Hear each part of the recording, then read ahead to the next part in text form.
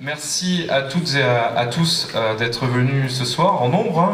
Je vois qu'il y a pas mal d'étudiants et puis aussi d'anciens étudiants en tout cas. Donc on voit qu'il y a pas mal de monde et puis notamment des étudiants de formation très, très variés. Donc ça c'est vraiment très bien pour cette soirée avec Francis Allais.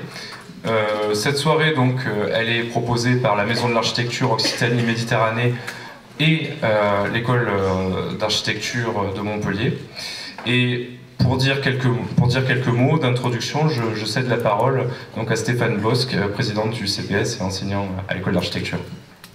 Merci, bonsoir. Donc, je suis effectivement président du conseil pédagogique et scientifique de l'école et à ce titre, je représente donc, les enseignants de l'école et le personnel administratif. Nous travaillons, une de nos missions est la définition des programmes pédagogiques. Et c'est dans ce cadre que nous sommes très heureux aujourd'hui d'accueillir Francis Allais dans cette école. Alors il y a peut-être quelques années, cela pouvait paraître peut-être étrange que Francis intervienne dans une école d'architecture.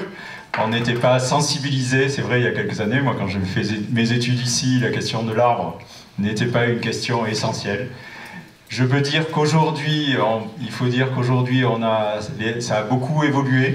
L'école est beaucoup plus tournée et la formation d'architecte se tourne de plus en plus et beaucoup plus sensible au milieu, au pluriel dans lequel nous intervenons. Donc l'arbre, le végétal, le vivant, qui est un thème aujourd'hui central dans les études, sont des questions que les étudiants aujourd'hui abordent, manient avec beaucoup d'enthousiasme et beaucoup d'intérêt. Et ça nous fait d'autant plus plaisir que nous sommes ici sur un site qui est connu, à côté du Collège des Écossais. C'est toute l'histoire aussi montpelliéraine, quelque part. Donc c'est une chance d'avoir une personnalité comme Francis à Montpellier. Et ça représente, c'est pour nous aussi, à Montpellier, à l'école d'architecture, l'histoire d'une transdisciplinarité, d'une transversalité, de gens qui sont botanistes, qui sont capables de parler de beaucoup plus que de botanique, et donc d'une histoire aussi universitaire, une histoire érudite, culturelle. Et voilà, donc nous sommes évidemment extrêmement heureux. Merci pour cette présence. Merci Stéphane. Alors je vous propose de vous asseoir, et puis on va démarrer donc cette soirée. Alors tout d'abord, moi aussi, Francis, je tiens à vous remercier d'avoir répondu à notre invitation. Et puis je suis à titre très personnel ravi de passer cette soirée avec vous et je pense que les étudiants et l'équipe enseignante l'est autant. Alors, Francis Allais, pour dire quelques mots de vous, même si je pense beaucoup de monde vous connaît ici, vous êtes botaniste, spécialiste de l'écologie des forêts tropicales et de l'architecture des arbres, dont vous allez un petit peu nous parler. Vous avez été aussi professeur de botanique à l'Université de Montpellier pendant près de 30 ans, c'est quand même une belle période.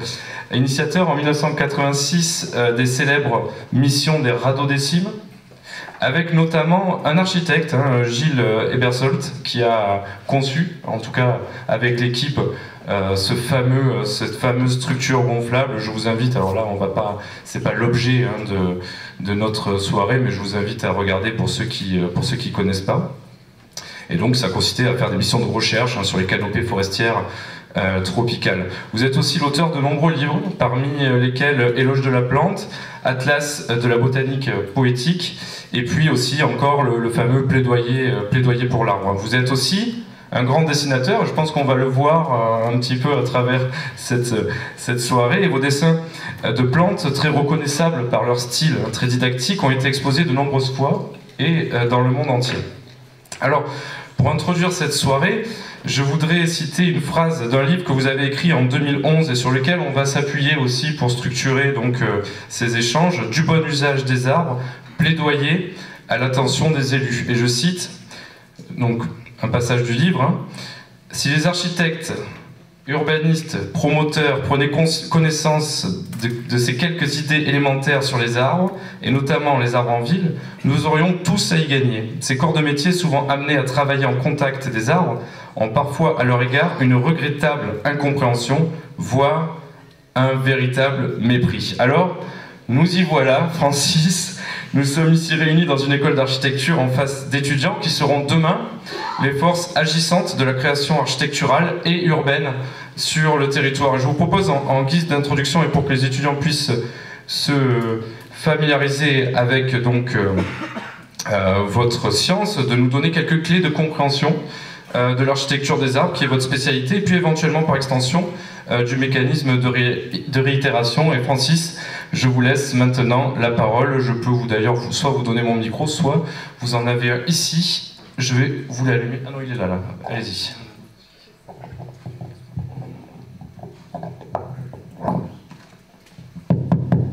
Ça va? Vous m'entendez? Parfait. On s'y met alors? Eh ben on démarre. Hein. Ça y est, on y est. Ouais, je voudrais dire que ça me fait très drôle de venir parler de botanique dans une faculté d'architecture, mais c'est vrai qu'on a tous besoin des arbres. Ça m'est arrivé de voir, dans ma vie, de voir des grandes villes sans arbres, surtout dans des pays chauds. Ça, c'est une excellente image de l'enfer. Donc, je vais vous parler d'arbres.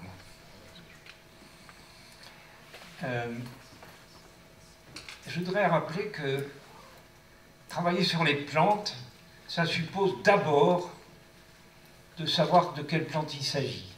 C'est l'identification. Et vous pouvez prendre n'importe quel livre de botanique et interroger n'importe quel enseignant. Ils vous diront que pour identifier une plante, pour mettre un nom dessus, il faut avoir les fleurs et les fruits. Le mieux, c'est d'avoir les deux.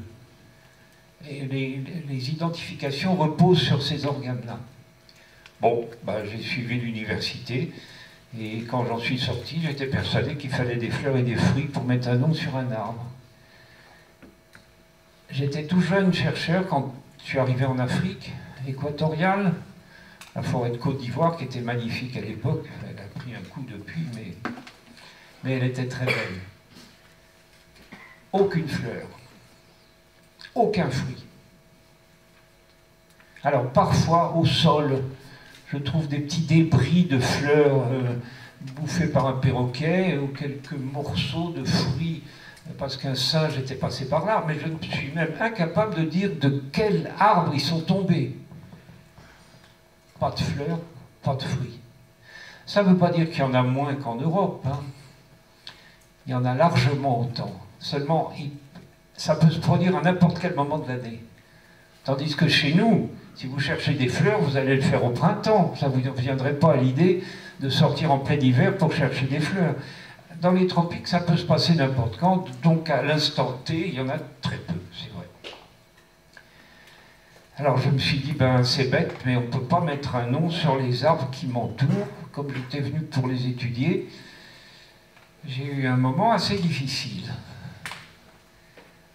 Impossible d'identifier ces arbres. La solution m'a été apportée par un Africain, le chef d'un village baoulé. Ça s'est passé comme ça. On était dans un village et je lui dis, chef, c'est quoi le grand arbre qu'on voit là-bas? Il me dit, c'est un framiré. Évidemment, c'est un framiré. Mais alors je lui dis, chef, vous avez vu les fleurs du framiré? Ça l'a fait rire. Il m'a dit quelque chose à peu près comme ça. Les fleurs du framiré, j'en ai rien à foutre.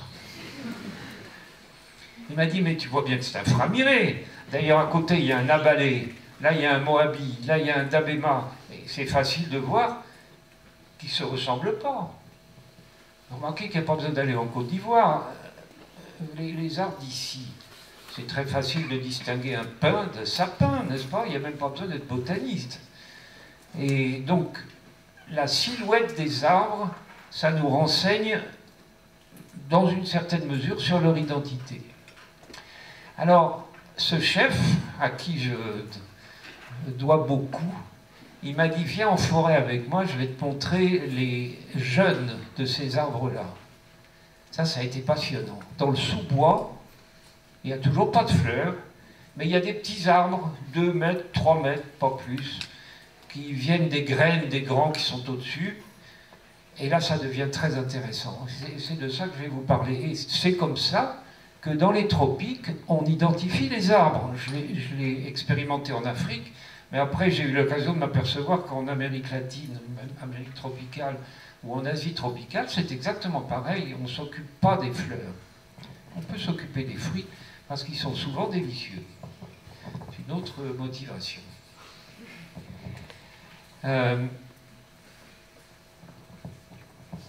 De là est née l'architecture des arbres. Je vais essayer de... Pardon. Oh.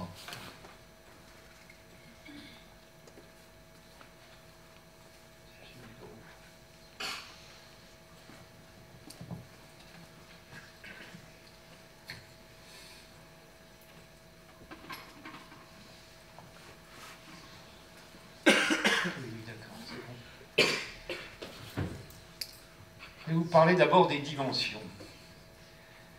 Vous avez sur ce dessin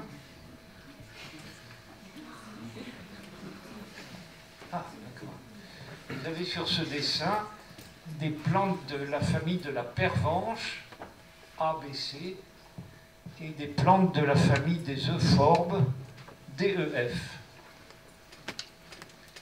Alors l'échelle est claire, il y en a des grandes et des toutes petites. Mais c'est très proche. Il est probable qu'on puisse même les hybrider, tellement ils sont proches. Donc la dimension ne permet pas d'identifier les plantes.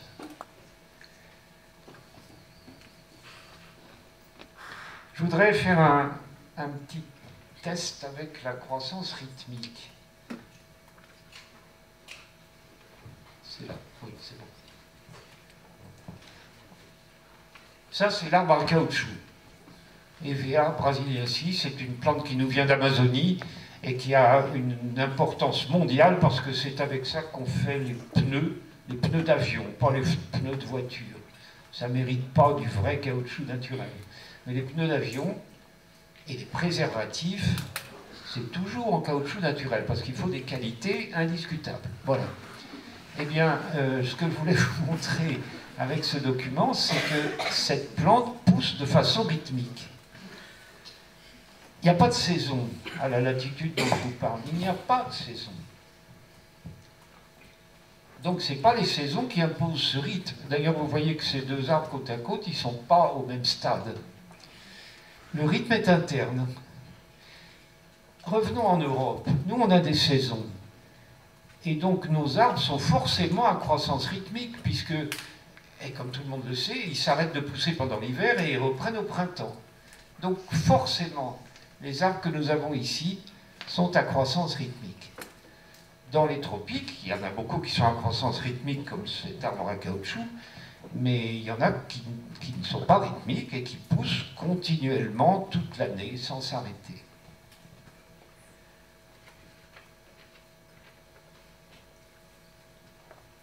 Voilà, la courbe est très simple.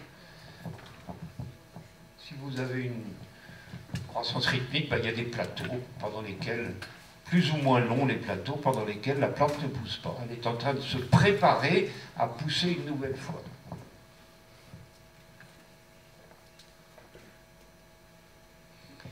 Je vais peut-être utiliser cette merveilleuse machine. Je voudrais vous montrer l'importance de la place des fleurs.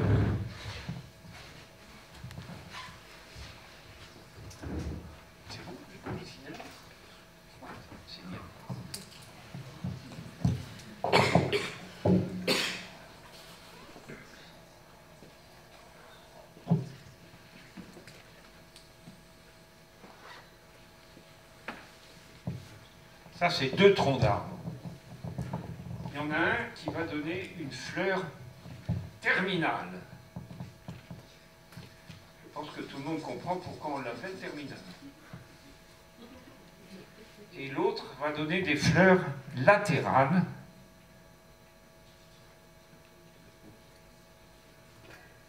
Ah, d'accord. Le deuxième arbre est apparu.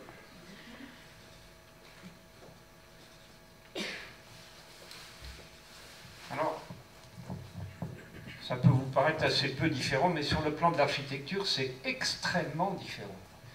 Une floraison terminale, c'est comme si on avait coupé ce tronc. C'est effectivement une coupure, il ne pourra plus pousser.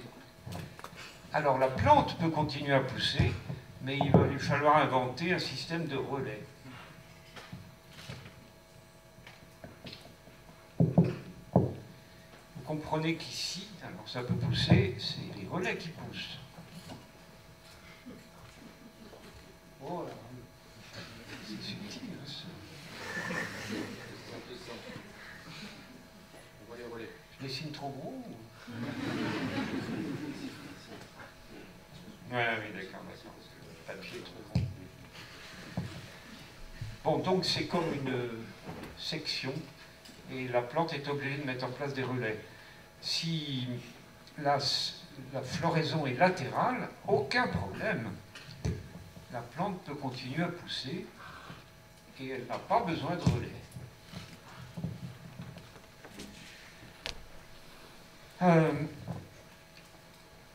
Il y a la question du rythme, dont j'ai déjà parlé, et la question de la position des fleurs.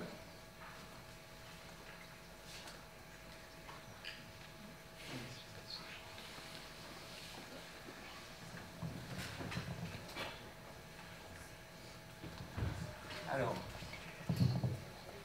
1, 2, 3, 4, c'est la position des branches, et l'orientation des branches viendra après. 4, pardon, il n'y a pas de branches. Il y a des quantités d'arbres qui n'ont pas de branches. Ceux qui connaissent les tropiques et qui ont déjà vu un papayer, c'est pas la peine de chercher des branches. Ou un palmier, un cocotier, simplement. Ça n'a pas de branches, ça a des feuilles, mais pas de branches. 2, c'est des branches en position rythmique. 1, c'est des branches en position continue, ça suppose que l'arbre pousse de façon continue. Et 3, c'est une position un peu erratique, ça arrive de temps en temps.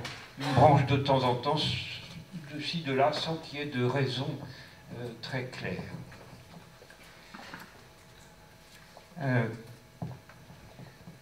Il y a l'orientation des branches. 5, elles sont horizontales, n'est-ce pas? 6, elles sont en biais. Et 7, elles sont verticales. Elles sont verticales, elles ne peuvent pas être collées au tronc, donc elles s'en écartent un peu avant d'adopter la position verticale qui est normale. Et puis 8 et 9, c'est cette histoire de position de la floraison qui est très importante. Alors, c'est très, très simple. Hein. Je veux dire, une fois qu'on a compris ça, il faut 10 minutes, ça suffit. Beaucoup de... Ouais, alors... Il y a très peu d'éléments, en effet, mais c'est la base d'une combinatoire. Alors une combinatoire, avec ces éléments-là, ça peut mener à une quantité énorme d'architectures différentes. D'autant plus que ça peut concerner le tronc, mais ça peut aussi concerner les branches. Donc ça fait une combinatoire très riche. Et c'est la raison pour laquelle il y a beaucoup de modèles architecturaux. Je vous en montre un très facile à reconnaître, un araucaria du Chili, mais ça pousse très bien chez nous, ça, il est photographié ici en Bretagne. Celui-là est également photographié en Bretagne. Alors, c'est une croissance rythmique, une ramification rythmique, des branches à croissance verticale, et ben, les fleurs, il n'y en a pas encore, c'est trop tôt.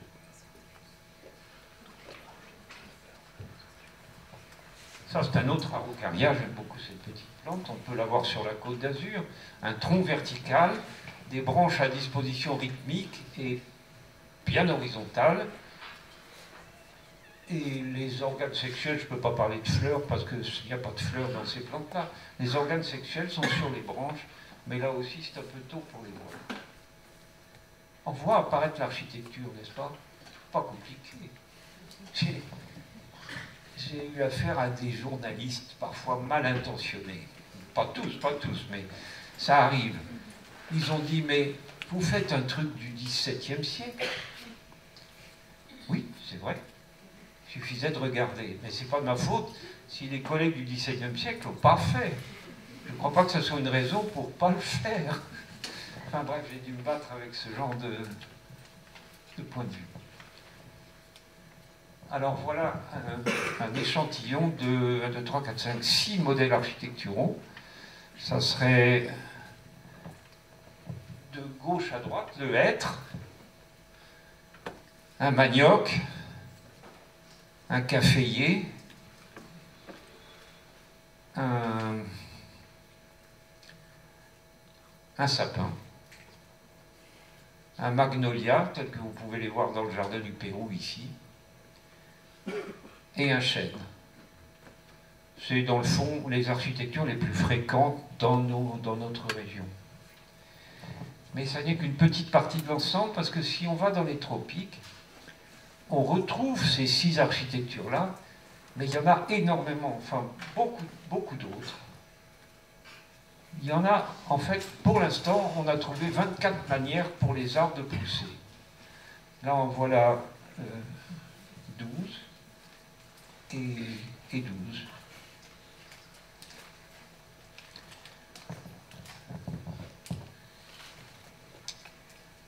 Alors, les noms sont...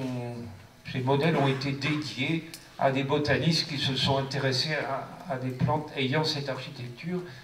C'était pas très commode de trouver des manières de les nommer. Au début, on a pensé leur donner les noms d'arbres, par exemple pommier ou chêne. Mais ça marche pas, parce qu'à l'autre bout du monde, il y a des endroits où on ne connaît pas les pommiers et des endroits où on ne connaît pas les chênes. Il fallait donc trouver quelque chose de plus neutre. Eh bien, des auteurs scientifiques qui ont publié comme ça, tout le monde y a accès, donc ça nous a paru plus normal. 12 et 12. Voilà. Comparons avec les animaux. Je ne veux pas être méchant, mais les animaux, ils sont tous construits sur le même modèle. Prenez une coccinelle, prenez un éléphant. Eh bien, l'alimentation entre par l'avant et les excréments sont évacués derrière parce que l'animal n'en a pas besoin et il préfère s'en écarter. Au-dessus, vous avez un dos protecteur. Et en dessous, vous avez les pattes. Alors ça peut être 4, ça peut être 6, ça peut être 1000, mais les pattes sont dessous. C'est bien normal, puisque c'est au contact de la terre. Et l'animal mobile, il est symétrique. Les deux parties, droite et gauche, sont symétriques l'une de l'autre. L'être humain ne fait pas exception, hein. À part qu'on s'est redressé, mais ça c'est dû à notre naissance dans les arbres. L'être humain, il est construit comme n'importe quel animal libre. Bon, voilà, les plantes, du fait qu'elles sont fixes, elles ont, il me semble, une plus grande liberté dans leur manière de pousser. Une autre question qui me paraît importante, vous l'avez mentionné tout à l'heure, c'est la question des arbres unitaires. Unitaire versus colonnière. Unitaire, il y a, c'est facile à comprendre, il y a une unité, c'est tout. Là, vous avez au milieu, par exemple, un araucaria avec un tronc, ça c'est l'araucaria d'Australie, il a un tronc, un seul tronc, n'est-ce pas? Pas de problème. Et puis il a une ramification rythmique et des grandes branches, c'est une plante très belle, très décorative, et on peut la voir facilement sur la Côte d'Azur. C'est très bien. C'est le même climat que dans le sud australien. Toutes ces plantes-là sont unitaires.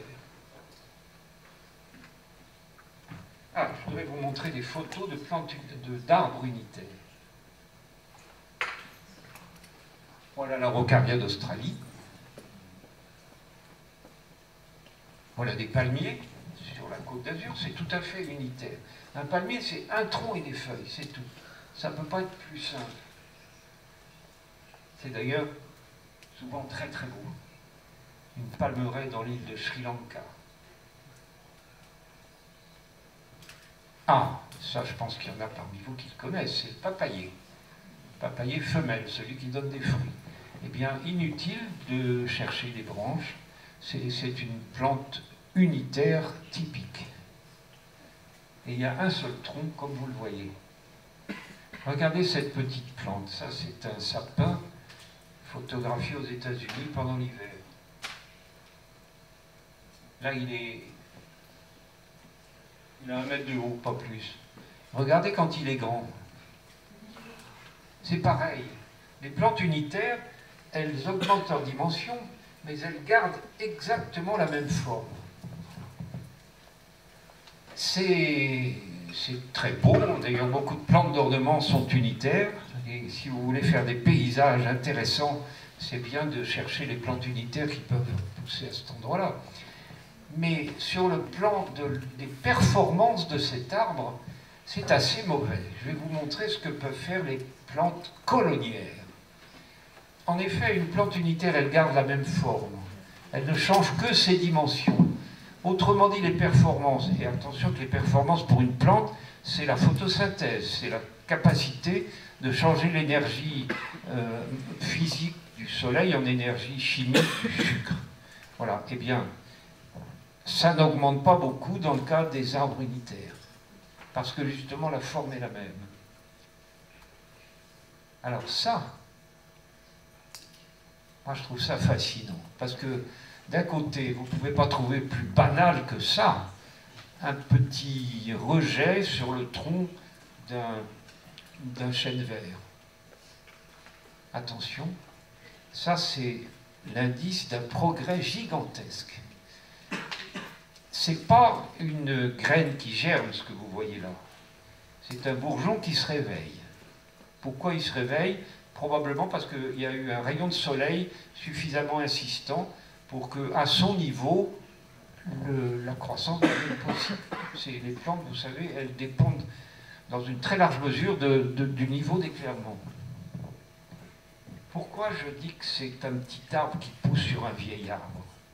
C'est une notion un peu gênante, il va falloir s'habituer à ça.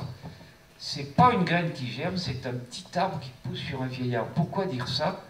On voit son tronc, même s'il n'est pas très grand, on voit ses feuilles, et on ne voit pas les racines. Mais les racines, quand vous êtes devant un arbre, vous ne les voyez pas non plus. Il faut chercher, il faut fouiller. Alors, si on prend une lame très bien aiguisée et qu'on retire la partie morte, c'est-à-dire l'écorce, et même un petit peu plus profond que ça, on arrive dans une couche qui est très humide, et vous comprenez que c'est normal que les racines se mettent à ce niveau-là. Je vous encourage, si vous voyez un petit rejet comme ça sur un tronc de chêne vert, ou de n'importe quoi d'autre d'ailleurs, il faut une lame très bien affûtée et vous allez trouver les racines. Bon, donc c'est pas un arbre, c'est 2 arbres. Mais ça va continuer. Regardez, ça c'est un arbre, c'est un symphonia, peu importe. C'est photographié en Guyane française. Eh bien, j'en compte là-dessus. 1, 2, 3, 4, 5, 6, 7, 8. On appelle ça des réitérations, c'est-à-dire des répétitions. Les collègues qui s'occupent de fossiles, ce qu'on appelle les paléobotanistes, des gens très intéressants, et il y en a de tout à fait excellents à Montpellier. Ils ne connaissent pas la réitération.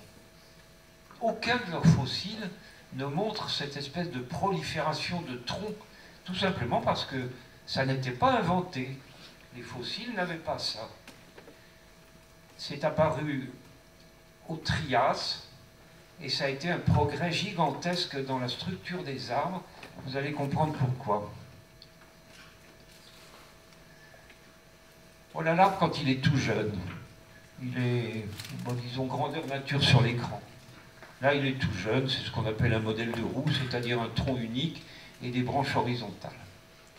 Mais regardez-le quand il est adulte, c'est-à-dire qu'il a 45 mètres de haut. Il y ait de copie du modèle architectural, de réitération, comme on dit, c'est un peu synonyme, copie, répétition, réitération.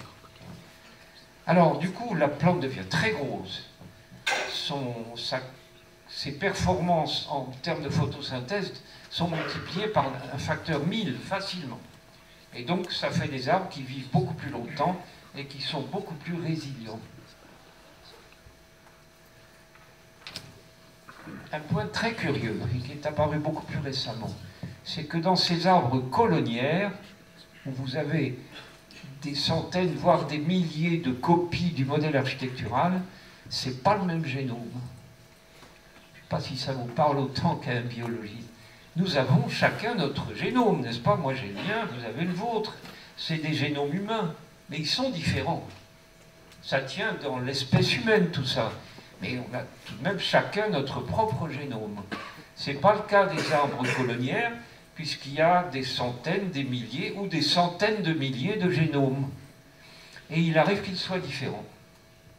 Ce n'est pas systématique, mais avec des prélèvements bien faits, on arrive à trouver des...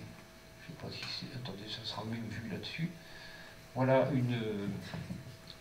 une mutation qui a donné une branche rouge. Si on veut une variété rouge de cet arbre-là, il suffit de prendre les bourgeons sur la branche rouge et de les greffer sur un porte-greffe quelconque, ça vous fait une variété rouge. Les horticulteurs sont très intéressés par ce genre de truc.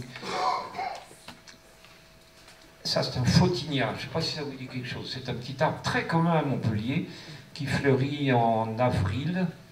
Et bien là, vous voyez qu'il y a 1 mètre carré qui a fleuri, et pas le reste. Et si vous revenez sur le même arbre 8 jours après, c'est comme ça. Bon, et bien là aussi, c'est une mutation qui a localement créé un petit secteur plus précoce que le reste.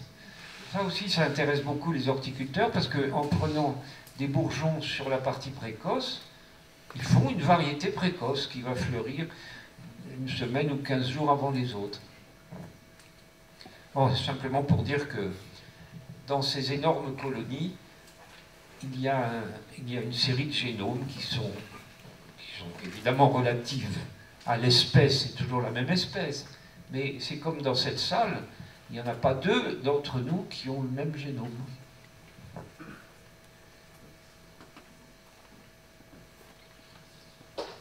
Ça, c'est un drôle de truc qui nous arrive d'Australie. Les forestiers australiens, familiers avec les eucalyptus, puisque tous les eucalyptus sont d'Australie, ils parlent de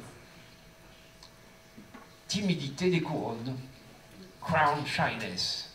On a traduit ça par timidité des couronnes. Ça m'ennuie un peu, parce que la timidité, c'est un sentiment humain. Et c'est certainement une erreur de prêter à des arbres un sentiment humain. Enfin, pour l'instant, comme ils appelaient ça crown shyness, on a dit timidité des couronnes. Voilà. Alors, si une espèce est timide, il n'y en a pas beaucoup, il y en a moins d'1 centaine. J'ai oublié de vous dire qu'il y a des milliers d'espèces d'arbres. On en est à 100 000, et ça augmente chaque année de 200 ou 300. Ce n'est pas des nouvelles espèces qui apparaissent, c'est des espèces qu'on découvre au niveau mondial. Bon, si vous prenez un arbre timide et que vous en faites une plantation avec une seule espèce, c'est l'image d'en haut, eh ben, il y en aura des grands et des petits, parce qu'ils ne sont pas équivalents, mais vous remarquez qu'ils ne se touchent pas. Ça laisse une fente de 80 cm ou 1 mètre de large entre les couronnes, d'où ce terme de timidité. Et puis en bas, quand l'arbre vieillit, il conserve sa timidité par rapport à ses voisins, mais il apparaît en plus une timidité à l'intérieur même de la cime, ce qui d'ailleurs va bien dans le sens de comparer la cime à une colonie de cette même espèce. Le problème, c'est que nous ne savons pas trop à quoi ça sert, cette timidité. On n'a que des hypothèses, mais ce n'est pas suffisant. L'hypothèse, c'est que si un des arbres est attaqué par un pathogène ou un parasite, il aura du mal, ce pathogène, à aller vers les autres à cause de la fissure. On peut dire la même chose avec les lianes, qui ne sont pas toujours très sympathiques vis-à-vis des arbres.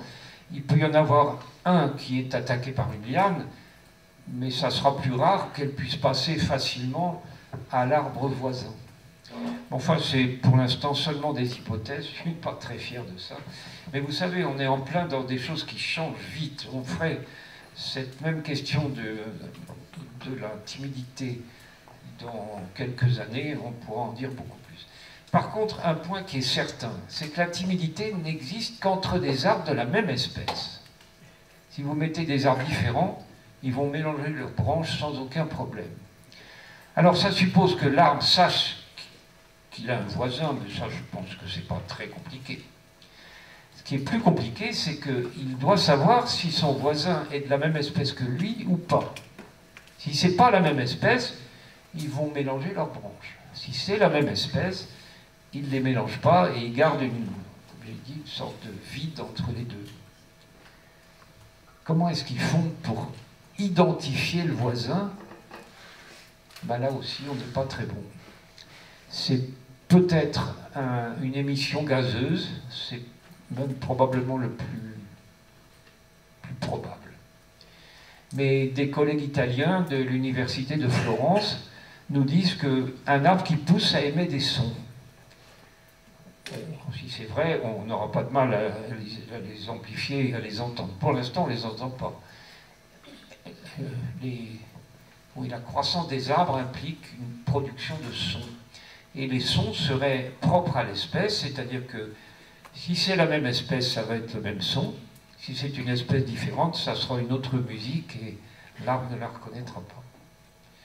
Quoi qu'il en soit, c'est très beau, un arbre timide. Une forêt d'arbres timides. Si jamais vous voulez voir ça, il y a un endroit magnifique, pas très loin d'ici, c'est le Cap Ferrat. Et le Cap Ferrat, donc c'est un peu trop loin. Le Cap d'Antibes, un peu plus près. Vous avez là un jardin botanique tenu par l'INRA, et chaque fois que j'y vais, je vois des groupes de télévision qui viennent filmer la timidité, parce que c'est vraiment très beau. C'est un groupe de pins parasols, et les grands et vieux pins parasols, ils sont totalement timides. Ça vaut le coup d'être vu. Voilà. Alors ça, c'est la timidité entre des arbres d'une même forêt, et ça, c'est la timidité au sein de la couronne d'un très vieil arbre.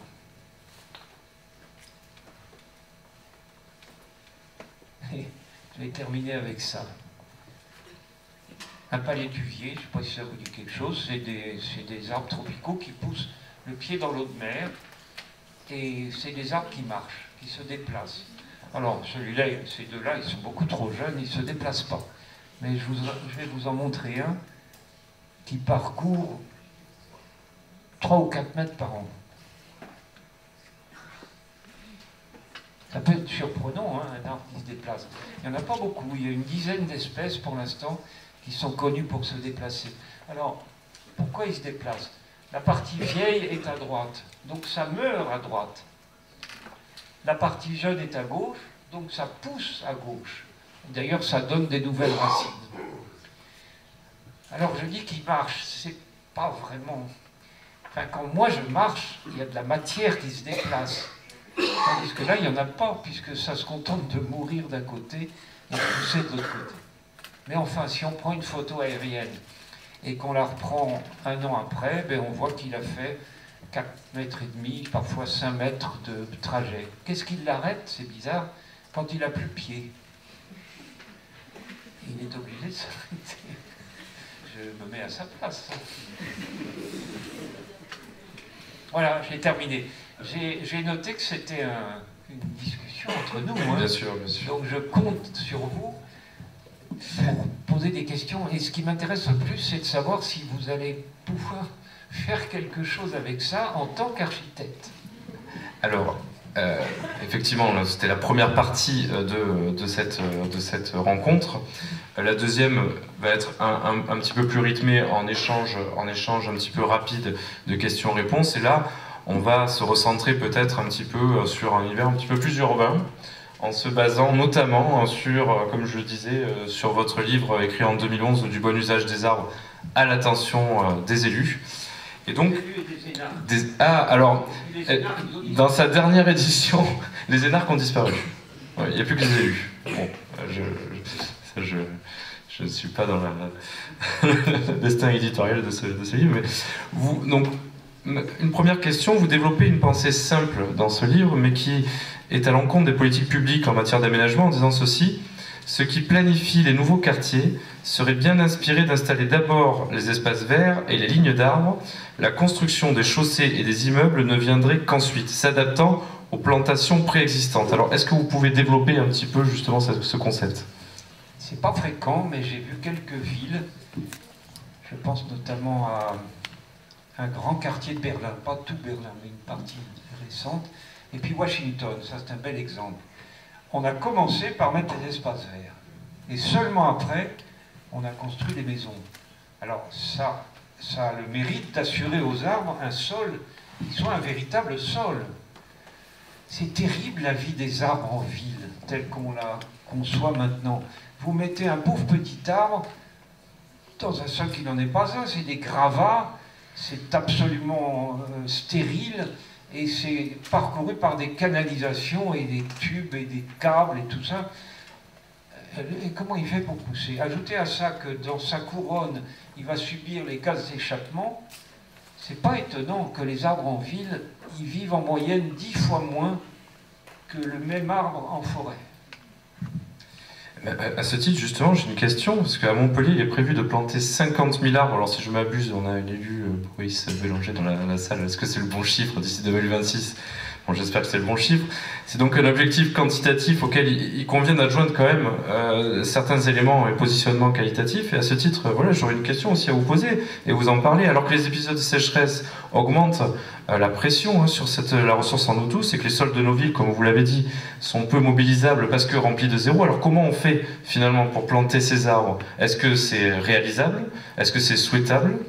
Et si c'est réalisable, comment le réaliser? C'est pas réalisable. Ah ben voilà. Bonne soirée, messieurs, dames. On se retrouve au pot juste. Mais non, mais attendez. C'est typiquement une annonce politique, ça. Il s'agit d'en jeter plein les yeux. Mais vous ne pouvez pas avoir tous ces arbres-là, d'abord. Ensuite, les planter, c'est bien, ça intéresse les médias, la télévision est là quand on plante. Et après, il n'y a plus la télévision. Mais les arbres, c'est à ce moment-là qu'ils ont besoin qu'on les soigne, dans les 2 ou 3 années qui suivent la plantation. Là, généralement, personne ne s'en occupe, en tout cas sûrement pas les médias, et donc ils meurent. Désolé, mais moi j'ai vu d'énormes plantations comme ça, un peu faites pour épater les gens, c'est tout. Mais ça ne marche pas. Avec les arbres, il faut être très prudent et s'attendre au temps long. Ah, si vous envisagez de planter des arbres, je vous donne un vrai conseil. Généralement, on plante un petit arbre qui a 1 mètre 50 de haut et qui vient d'une pépinière, et vous remarquerez que ses racines sont coupées. Parce qu'on ne peut pas déraciner un système racinaire entier d'un arbre. C'est pas possible, même un jeune arbre, ça serait plus d'1 mètre ou d'1 mètre 50 de diamètre, le système racinaire. Donc on coupe. Et l'arbre, il s'en remet jamais. Un arbre planté ne sera jamais un bel arbre. L'astuce, ça on l'a fait maintenant dans beaucoup de situations, on plante un arbre, comme je viens de le dire, et à côté on sème une graine de ce même arbre. Politiquement, ça n'a aucune valeur, parce qu'on ne voit rien. Et donc, on va dire au gars, mais qu'est-ce que tu as fait avec notre argent? Eh bien oui, mais revenez 10 ans après, et vous allez voir que l'arbre semé, il va être beaucoup plus grand que l'arbre planté. Tout simplement parce qu'on n'a jamais touché à ses racines, y compris les plus fines.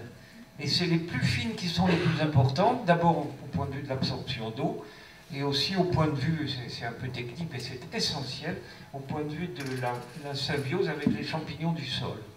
Mycorhize, ça c'est un terme qu'il faut absolument que tout le monde connaisse. Il n'y a pas d'arbre s'il n'y a pas de champignons dans le sol. C'était ma prochaine question. Vous demandez de parler des échanges mycorhiziens. Alors allez-y. Ouais, allez-y. C'est fondamental. Voilà. Alors, avec un arbre qui a été semé, il n'y a aucun problème. C'est pour ça qu'il va pousser beaucoup plus vite que l'arbre planté. Attendez, puisque je suis par là, je vais vous donner un truc que j'ai ramené d'Extrême-Orient et qui marche très bien et qui ne coûte rien. Ça a pour mérite de faire pousser les arbres plus vite. Au lieu de semer une graine, vous en semez 4. La dimension d'un Kleenex, voilà. Semer en même temps, ils vont pousser en même temps, et au bout d'un an, peut-être un an et demi, vous aurez une jeune plante de 80 cm de haut, mais c'est encore très souple. Vous prenez les 4 sommets, vous les rejoignez les uns aux autres et vous les attachez avec un raffia très serré. Si vous faites ça au moment où ça pousse le plus vite, c'est-à-dire mai-juin, ça se soude très vite. Au bout de 15 jours, vous pouvez couper le raffia, les arbres sont soudés. Bon, mais il y a 3 têtes en trop. Vous choisissez celle qui vous plaît le mieux, vous éliminez les autres, et simplement par ce geste-là, vous êtes en train de créer un truc absolument incroyable. C'est un arbre qui a 4 systèmes de racines et qui pousse comme une fusée. Alors ça, c'est absolument étonnant. D'ailleurs, je dis 4, mais vous pouvez mettre 5 ou 6 ou 7. En Extrême-Orient, on voit toutes ces situations-là, et les arbres, et d'ailleurs, toute leur vie, ils gardent la trace de cette origine multiple. Si c'est un arbre à bois, que ce soit un arbre à bois ou un arbre à fruits, vous allez pouvoir récolter beaucoup plus vite, des années plus tôt. Ça ne coûte rien, n'est-ce pas? Ça, c'est typique de ce que savent faire les agriculteurs tropicaux qui travaillent avec pratiquement aucun moyen. Par contre, ils ont une très bonne connaissance du végétal. Ça, c'est un domaine tout à fait passionnant. Et parlons un peu justement d'agriculture, et notamment quelque chose qui intéresse, je crois, pas mal d'étudiants. Encore une fois, dans vos ouvrages, vous étendez votre réflexion de l'arbre au territoire périurbain et aux campagnes, et vous évoquez alors l'agroforesterie comme une pratique agricole viable et souhaitable. Alors, est-ce que vous pouvez nous en dire un petit peu plus sur l'agroforesterie, qui est actuellement un sujet quand même qui occupe beaucoup de personnes, notamment que ce soit dans le cadre de l'aménagement, mais aussi des études, et je crois même qu'au sein de l'école d'architecture, il y a des étudiants qui commencent un peu à toucher un peu à ces notions. Donc c'est bien de vous avoir ici, donc si vous pouvez nous en parler un petit peu plus. Ça m'a passionné, l'agroforesterie. Je l'ai découvert pour ma part à l'île de Java, indonésienne, et c'est passionnant. Et on est dans une période où les bonnes nouvelles sont rares, ça ne vous aura pas échappé. Ben, il y a au moins celle-là, agroforesterie. Pour une fois, c'est les pays tropicaux qui nous montrent la marche à suivre, alors que classiquement, historiquement, notamment pendant la période coloniale, on leur disait arrêtez vos bêtises et faites comme on vous dit de faire, comme on fait en Europe. Voilà. Là, c'est l'inverse. Il s'agit de cultiver la forêt. Ces gens, les ethnies forestières, ils sont incapables d'abattre une forêt. Des arbres gigantesques avec 4 ou 5 mètres de diamètre de bois dur en bas. Comment voulez-vous qu'ils abattent ça? Alors, ils ne l'abattent pas, ils cultivent la forêt. C'est pour ça que ça s'appelle agroforesterie. Il y a des petits arbres qui ne les intéressent pas, ou même qui peuvent être dangereux. Alors ceux-là, ils les abattent et ils les remplacent par des arbres utiles, de même gabarit. Et comme c'est un travail qui s'effectue sur des générations humaines, le village, parce que c'est au niveau du village, ce n'est pas des propriétés personnelles, le village se trouve petit à petit à la tête d'une forêt de plantes utiles. Bon, alors, si vous... Voilà, il y a plusieurs caractères intéressants. D'abord, c'est dirigé par les femmes, alors que nous sommes dans un pays profondément musulman. C'est tout de même les femmes qui s'occupent de l'agroforêt et qui demandent à leurs fils et à leurs maris de faire ceci ou cela. Si vous n'avez pas de besoins financiers gigantesques, eh bien, vous utilisez les produits de cette forêt. Vous utilisez le bois mort, vous allez pouvoir prendre quelques poissons dans la rivière, quelques œufs dans les nids, mais vous ne tapez pas dans le capital, vous tapez sur les intérêts en quelque sorte. Ça vous assure d'ailleurs un très bon niveau de vie, parce qu'il y a une flore et une faune très riches, et donc on vit très bien. Bon. Mais supposez qu'il y ait un drame, et que vous ayez besoin tout d'un coup d'une somme considérable. La maison a brûlé, ou bien un enfant tombe malade, ou bien tout simplement la famille a envie d'aller à la Mecque. Je rappelle que c'est musulman. Il leur faut un gros paquet d'argent. Aucun problème. Ils trouvent le moyen de faire tomber 4 ou 5 grands mérantis. C'est des arbres admirables et qui se vendent extrêmement bien parce que c'est du bois très précieux et de très haute qualité. 4 ou 5 mérantis, ça va s'arracher à Singapour, et là vous avez un gros paquet d'argent. Bon, malheureusement, le résultat c'est qu'il y a un trou dans votre forêt, parce que les mérantis ils poussent côte à côte. Si vous en abattez 4 ou 5, il va rester un trou avec le soleil au fond. Très bien. On met dans le trou des plantes qui ont besoin de soleil. Des maniocs, des bananiers, des cannes à sucre, des choses comme ça qui exigent le soleil. Au bout de quelques années, d'ailleurs, le trou se referme et la forêt est revenue. Une agroforêt, c'est quelque chose de tout à fait étonnant. C'est une forêt tropicale. Ça veut dire qu'il ne faut pas y aller sans guide.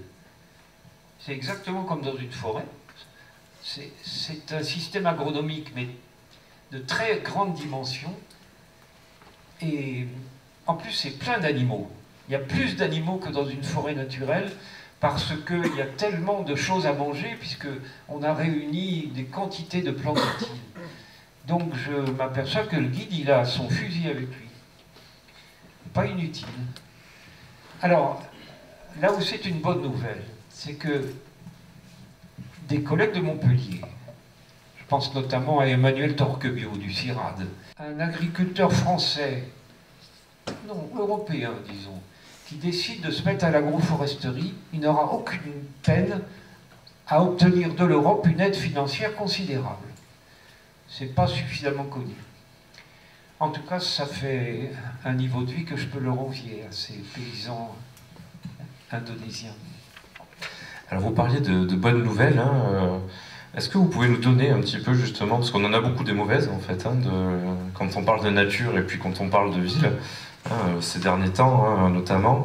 Est-ce que vous pouvez nous donner des bonnes nouvelles finalement des arbres dans les villes? Vous citez certaines fois des exemples comme Lyon, Nantes, Genève, Berlin, Washington, comme des exemples de villes qui traitent bien leurs arbres. Est-ce que vous pouvez nous donner de manière un petit peu plus précise des exemples qui, vous, en tout cas, vous donnent un peu d'espoir justement de cette relation entre les arbres et la ville, la nature et la ville, le vivant de manière générale et la ville? Excellente nouvelle, mais c'est probablement pas ça que vous cherchez sans doute. C'est l'élection de Lula et l'éviction de Bolsonaro. Oui, ça c'est une bonne nouvelle. Pour tous ceux qui aiment la forêt, c'est une excellente nouvelle. Mais c'est pas ça que vous cherchez. Bon, alors on a maintenant des systèmes pour faire pousser les arbres plus vite. J'en ai donné un avec les graines dont on soude les plantules. On a aussi des arbres capables de s'adapter à n'importe quel environnement. Aussi terrible peut-il être, vous allez pouvoir trouver un eucalyptus qui va pousser. Il suffit de chercher. D'ailleurs, même dans un environnement dramatiquement pauvre et maltraité, avec 100 000 espèces d'arbres, à condition de chercher un peu, vous allez trouver un arbre capable de pousser là. Et un des grands mérites de l'arbre, c'est peut-être l'essentiel, il améliore les sols. Vous mettez un arbre qui arrive à pousser, par exemple, sur une plage de sable blanc, vous mettez un fil à eau, tout le monde pense qu'il va crever, parce que c'est salé, il pleut assez peu. Eh ben non, il vit très bien. Et le plus étonnant, c'est qu'au bout de 4-5 ans, le sol, c'est devenu un sol, c'est plus du sable. Voilà, les arbres sont capables de faire des sols de très bonne qualité. Alors là, c'est vrai qu'il nous faudrait même une autre conférence pour parler de la formation des sols. C'est encore. Ah non, j'ai quelqu'un à vous suggérer. Marc-André Sellos, effectivement. Ah mais bon. on essaiera de le faire venir à l'école, peut-être à l'école d'architecture. On en parlera. Marc-André Sellos, qui d'ailleurs est intervenu il y a 2 semaines à Supagro, à Montpellier, pour parler justement des sols. Et peut-être qu'on essaiera, on verra de le faire venir. Mais bien sûr, un des grands spécialistes et puis vulgarisateur aussi. Avec notamment son dernier ouvrage, L'origine du monde, qui est fabuleux. Et que... lui on veut un peu parce qu'il était professeur à Montpellier avant. Ah oui, et oui. Et il est parti à Paris, ce qui... Bon. Je ne le ferai pas. Il est revenu pour Tela Botanica, pour faire quelque... Alors, je vais vous poser une dernière question et puis après on donnera la parole aux étudiants, en tout cas au public présent qui, je pense, ont pas mal de questions à vous poser. On va finir par une question un petit peu philosophique. Alors vous citez en fin d'ouvrage une formule du philosophe Robert Dumas, issue de son traité de l'arbre. Alors je cite: « L'arbre est le tuteur de l'humanité, si riche et si profonde est son influence à notre égard, qu'elle nous confère la possibilité de nous comporter en véritable être humain. Tel est le bon usage des arbres. » Alors cela vient à dire que l'arbre nous est consubstantiel. Alors monsieur Allais, si l'arbre est l'humain et que l'humain est arbre, comment avons-nous pu autant nous en détacher et quelles sont les pistes d'action pour retrouver cette symbiose originelle? Question difficile, hein. Mais enfin... Oui, mais c'est la dernière, alors moi...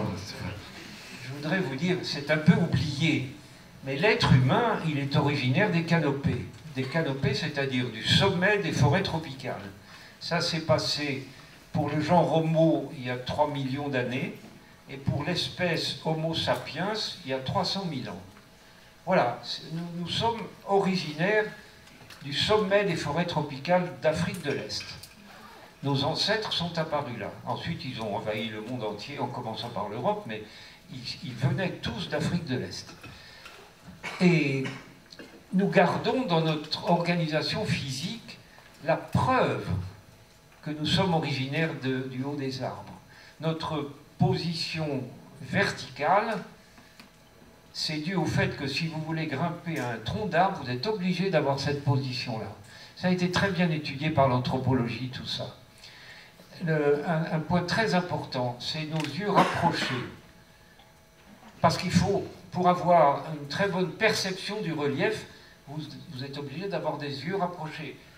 Si vous n'avez pas de grandes ambitions dans ce domaine-là, un peu comme une vache par exemple, un œil de chaque côté, ça suffit. Mais elle n'envisage pas de grimper aux arbres, elle se déplace sur un terrain plat et confortable. Alors, tous les gros animaux canopéens ont les yeux rapprochés. Une bonne perception du relief, là je considère que c'est essentiel. J'ai beaucoup vécu cette situation-là. Vous avez envie d'attraper une branche, vous pensez qu'elle est devant et manque de chance elle est derrière, eh bien la sélection darwinienne va jouer à plein. Je vous rappelle que Francis Allais a passé beaucoup de temps sur la canopée, donc je pense qu'il y a eu plusieurs expériences de la sorte. Un autre souvenir, c'est la main. Ça, c'est idéal pour grimper aux arbres. Alors, elle nous sert à tout un tas d'autres choses, parce que c'est un objet très facile à réutiliser. Mais notre structure physique garde le souvenir de notre origine arboricole. Écoutez, Monsieur Allais, merci de votre conférence, merci d'avoir répondu à ces questions.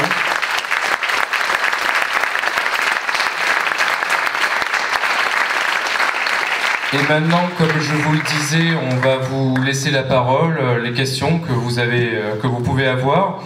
Alors ce que je vous propose, c'est qu'on fasse passer donc le micro, alors un micro qu'on a ici donc dans la salle, et puis si vous pouvez, juste avant de poser la question, vous présenter très brièvement, pour dire si vous êtes étudiant de l'école d'architecture ou d'une autre école, ou voilà, vous présenter, et Francis Allais répondra à vos questions. Ce qui est le plus intéressant dans ces manifestations-là, c'est les questions. Exactement. Et puis il y a aussi bien sûr le pot après pour poser d'autres questions, il n'y a pas de souci. Hein.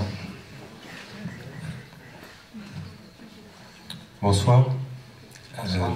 Mathieu Hamel, je suis étudiant en formation continue. On est 18 en formation continue à l'école d'architecture en ce moment et je crois qu'on est 16 à la conférence ce soir, quelque chose comme ça.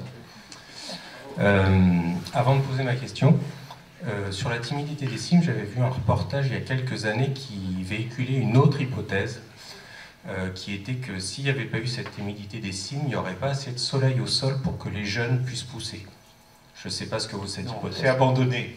Très bien. C'est abandonné. Je vous explique pourquoi. Des arbres qui, adultes, nécessitent le grand soleil, quand ils sont à l'état de plantule et qui viennent juste de germer, ça se passe très très bien à l'ombre. Ok. Ma question, elle est assez simple. C'était quel regard vous portez sur des programmes actuellement florissants, c'est le cas de le dire,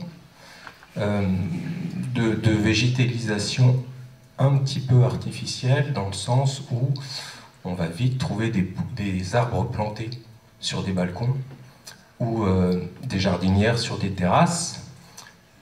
Est-ce que le regard que vous portez sur ces programmes-là, il est favorable dans le sens où, malgré tout, ça amène du vert dans la ville, ou est-ce qu'il est défavorable parce que, par exemple, c'est une mauvaise situation de croissance pour l'arbre, ou est-ce que ça a des effets négatifs? Voilà. Je voudrais juste avoir votre sentiment sur... Vous avez raison, ça a un côté négatif en ce sens qu'un arbre ne peut pas pousser dans une jardinière. Il va atteindre 3 mètres de haut et puis après ce sera fini. Mais cependant, c'est un fait très important que l'être humain, il a besoin de s'entourer de plantes. Et je pense qu'on est tous concernés là. Avoir une plante chez soi, ça change tout. Enfin, je suis peut-être un peu partisan, puisqu'en tant que botaniste, je vis au milieu des plantes. Mais essayez, vous allez voir qu'on s'y attache. D'ailleurs, moi, c'est comme ça que je suis devenu botaniste. Hein. J'étais parti en zoologie, à vrai dire, au début. Et puis, sur le balcon de ma fenêtre d'étudiant à Paris, il y avait un pot avec de la terre, je ne sais pas qui l'a mis là, il est sorti une plante. Ça ne m'intéressait absolument pas. Mais j'ai tout de même vu qu'elle poussait, qu'elle donnait des feuilles. Un matin, elle a fleuri, elle a donné des fruits. Et l'année d'après, il y avait des jeunes dans tous les pots. Et je me suis dit, mais c'est complètement extraordinaire, ça, c'est magique. Si on compare avec un animal, je me suis dit, si j'avais un animal sur ce balcon, il faudrait que je le nourrisse. Il faudrait que je supporte ses critiques et ses cris. Et puis il faudrait que je nettoie ses excréments. Et puis, je vais m'y attacher comme un idiot. Et le jour où l'animal va mourir, ça va être triste. La plante, ça a un côté magique. Je n'aime pas trop ce mot-là, mais vous vous en occupez pas. Ce que vous pouvez faire de mieux, c'est de lui foutre la paix. Oui, je ne sais pas si ça répond à votre question, mais je crois qu'on a tous besoin de plantes et que c'est pas compliqué d'en avoir. Un petit peu d'eau, voilà.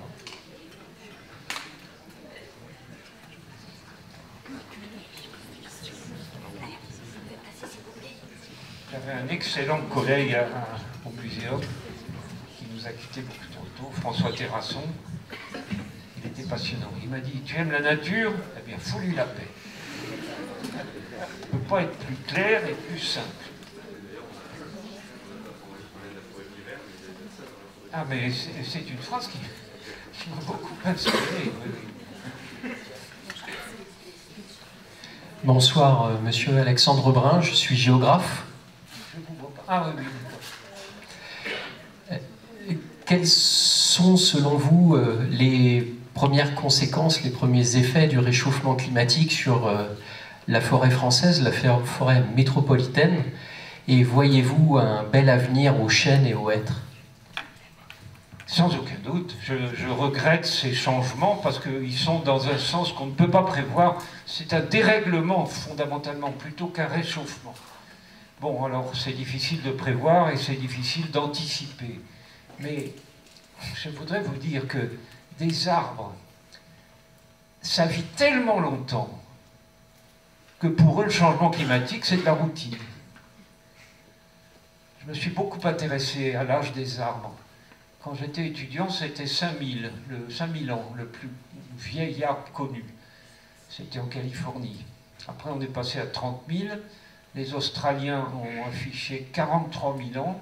Et maintenant, aux États-Unis, il y a un arbre qui a 80 000 ans. Alors, les changements climatiques, vous savez, il y a sûrement des arbres qui vont mourir, mais beaucoup vont s'adapter. Et ajouter à ça ce que j'ai dit tout à l'heure, qu'il y a plusieurs génomes dans le même arbre. Ça s'appellerait à Darwin. La variabilité dont il a besoin, elle est déjà dans sa structure. Moi, le changement climatique, je ne m'inquiète pas trop pour les arbres. Je m'inquiète pour l'être humain. Parce que nous, on n'a pas l'habitude et on risque de souffrir beaucoup de ça. Mais les arbres, non, ne tracassez pas. On a essayé de planter dans le nord de la France des petits arbres venant du Midi en prévision d'un réchauffement. Ça n'a pas marché. Parce qu'on a essayé de court-circuiter la réalité. Avec les arbres, il faut s'associer au temps long. Voilà. Et dès qu'on essaye d'accélérer les choses, Je vois bien que c'est l'échec. Laissons-les faire. Foutez-leur la paix.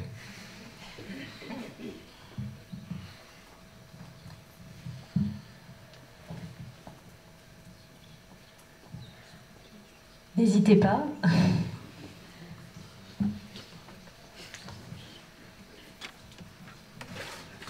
Une petite question peut-être pour... je suis là. Je vous ai piégé. Hein. On parle beaucoup ces dernières années, de la même façon que l'arbre dans la ville et les programmes de plantation de beaucoup d'arbres. On parle beaucoup des forêts, de forêts urbaines, de micro-forêts, de la gestion de la forêt, avec l'utilisation de plus en plus importante du bois. Comment aujourd'hui, quel est votre regard justement sur cette évolution, sur la façon, vous qui avez pour projet de créer une forêt primaire, et quel est le regard que vous pouvez avoir justement sur la forêt aujourd'hui, l'évolution du regard que nous pouvons avoir en général sur cet élément? Il y a plusieurs points de vue. On entend dire, on lit souvent qu'il n'y a jamais eu autant de forêts en France que maintenant. Il ne faut pas croire ça, parce qu'on mélange des véritables forêts, qui sont des végétations naturelles, avec des plantations d'arbres. Je ne sais pas si vous avez déjà vu une plantation de sapin de Douglas. On peut trouver ça beau, mais il n'y a aucune biodiversité. Vous n'entendez pas un oiseau et il n'y a pas d'insectes. Et qu'est-ce qu'il ferait là? C'est pollinisé par le vent et les graines sont dispersées par le vent.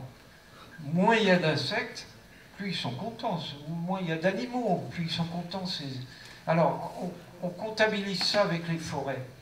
Je ne suis pas contre les plantations, on en aura toujours besoin. Par contre, ce qui m'énerve, franchement, c'est de nous faire croire qu'en plantant une espèce unique comme ça, on régénère la forêt. Non, non, non, non. Ça n'a rien à voir. C'est même, je dirais, l'inverse d'une forêt, à cause du manque de variabilité, que ce soit dans l'âge des arbres ou dans leur composition en espèces.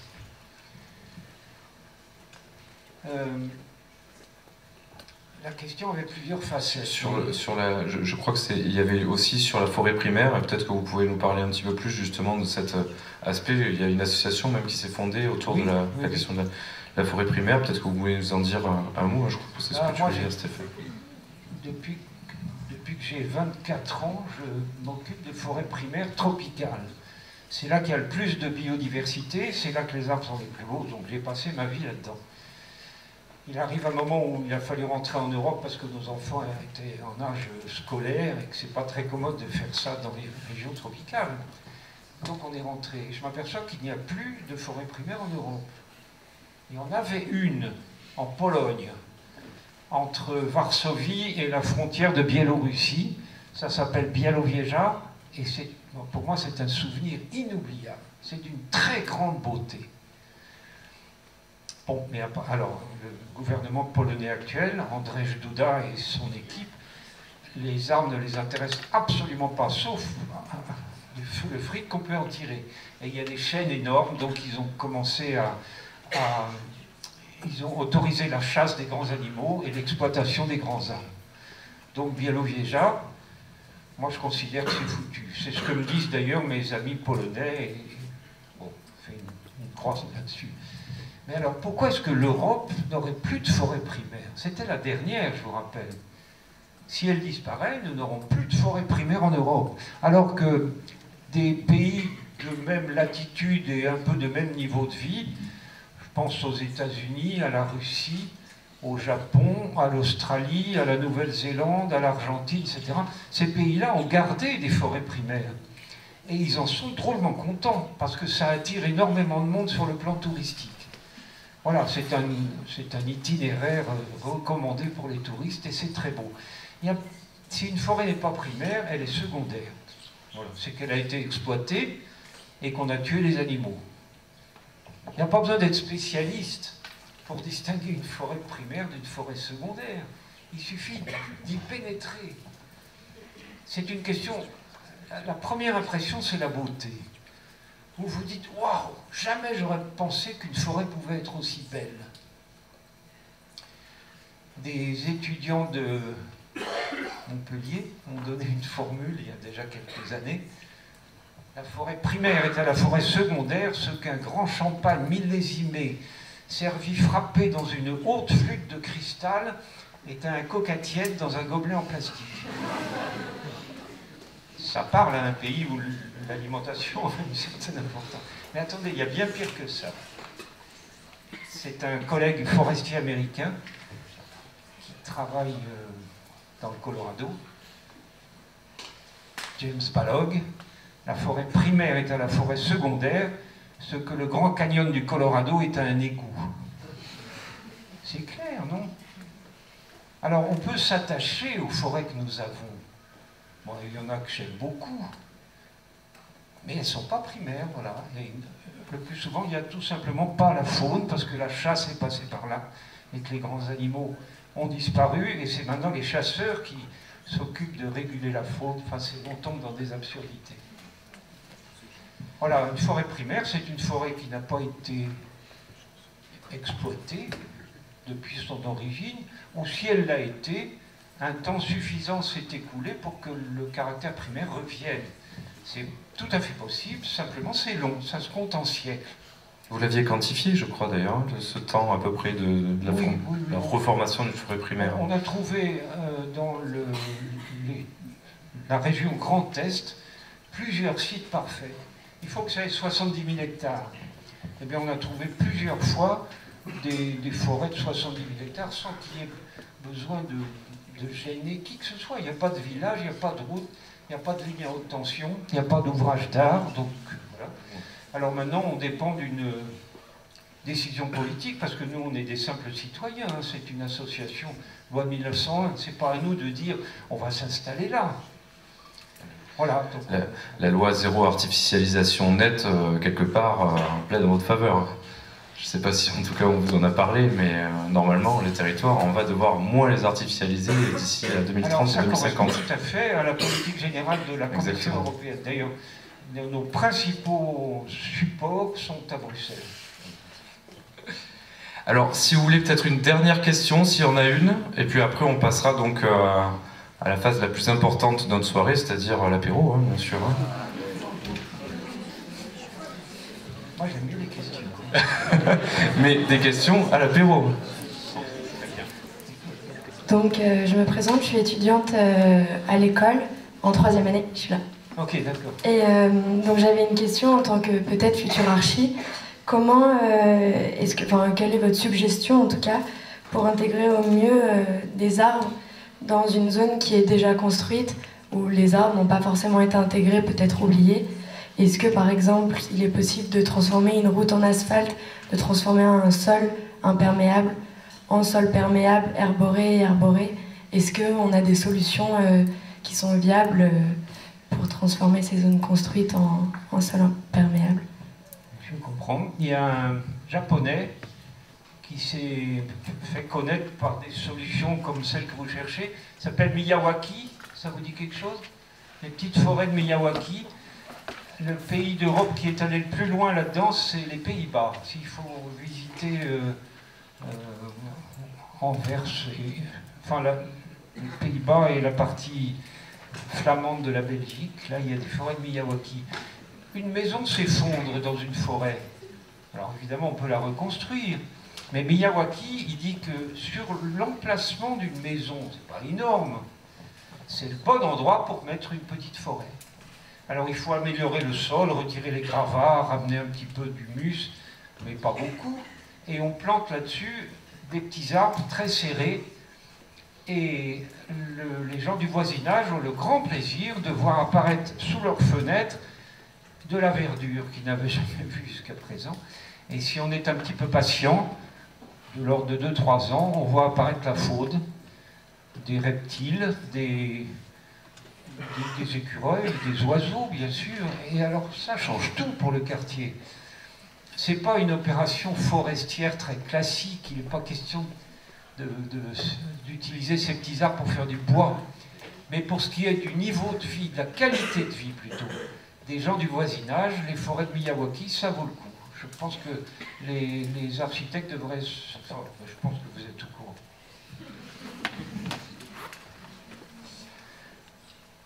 Écoutez, Francis Allais, merci. Stéphane aussi, Stéphane Bosque, merci. Cette soirée, elle vous était proposée, alors je prêche un peu là pour ma paroisse, par la Maison de l'Architecture Occitanie-Méditerranée avec l'école d'architecture, et pour suivre d'autres soirées comme celle-ci, il faut venir, hein, il faut adhérer.